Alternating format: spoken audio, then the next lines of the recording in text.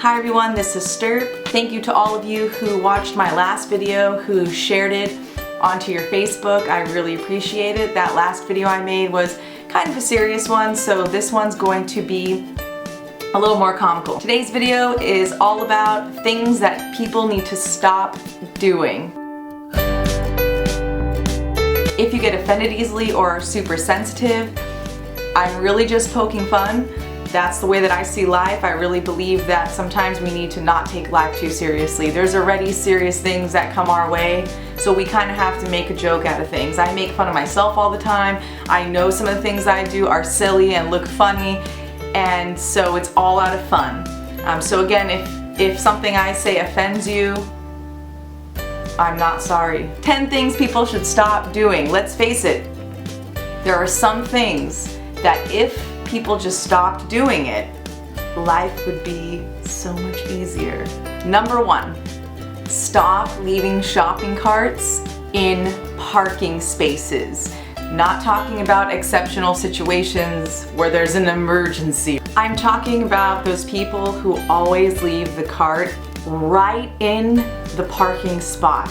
So when it's crowded at the grocery store and you're driving, minding your business, and you turn in to park, you turn and you can't park because there's a shopping cart right there because someone was too lazy to move it or walk it down to the area where you're supposed to put your shopping cart. Please stop doing that. There are lots of benefits to you returning your shopping cart back. You can enjoy a nice walk, the cool breeze. What if you leave that shopping cart there and then you return to get something and you park in the same spot? Now you can't park there. Number 2, not using a blinker when you're turning. We've all been behind that person where we are fully alert and aware and we're driving and we're a great distance apart from that person, but they don't use their blinker to turn.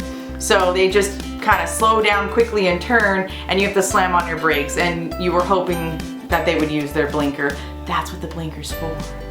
Utilize it. Number 3, this is one of my favorite ones. It really is. Please stop posting pictures on Facebook of starving children in different countries and telling people how horrible they should feel about what they were born into because there's people starving elsewhere, and that if you don't share the picture, then you in some way don't believe in God or something or other. Really? I don't even know what to say about it. I don't. But it's pointless. It really is. I'm a person who is a firm believer of being grateful for what I have and teaching my children to be grateful and explaining to them and educating them on what's going on in the world. Of course there's other things going on that are horrible. And I'm not saying not to post, issues and concerns, but it's those posts that say like, share this picture unless you have no heart at all and you want this child to die. That is so immature. What does that even mean? Like, share this picture because if you don't, then you're gonna be a horrible person and the kid's gonna die because you don't share a picture on Facebook. Number 4, allowing your 6-year-old to be the king of or the queen of your house. As a teacher, I was a teacher for 3 years. I know all of you teachers out there can agree with me on this, and you've all dealt with this before. When a parent tells you that their child won't do something, they just won't do it. They don't want to do it. So no, not gonna happen. Like reading, for example. Sure, there's gonna be kids out there that don't enjoy reading. My son does not enjoy reading. It's not his favorite thing to do. It really isn't. If he had it his way, he would never read, ever. But he doesn't have it his way because we're the adults. We are, not him. So it's just a little crazy to me when I hear people say, oh, I would do that, but my child doesn't like that, so that's the end of it. There is no if, and, or but. You are the ruler of your household. Number 5. This is my husband's favorite one of all time. Stop eating with your mouth open. Oh, another thing. All this YouTube content is something that I spit on you. I'm so sorry. It's just not pleasant to look at. Here's an alternative. Number 6, tailgating people. It's funny because I see a pattern here. Most of these have to do with driving. I think that should be a whole other video. If you're a person who has to drive often, or you have to commute to work, especially here in California, especially in the Bay Area, you know that people are just kind of crazy when they drive. There are just so many issues on so many levels with driving. And if everybody could get it under control and be calm and be patient and live in that moment and not be so selfish all the time when they're driving, traffic would be kind of fun, right?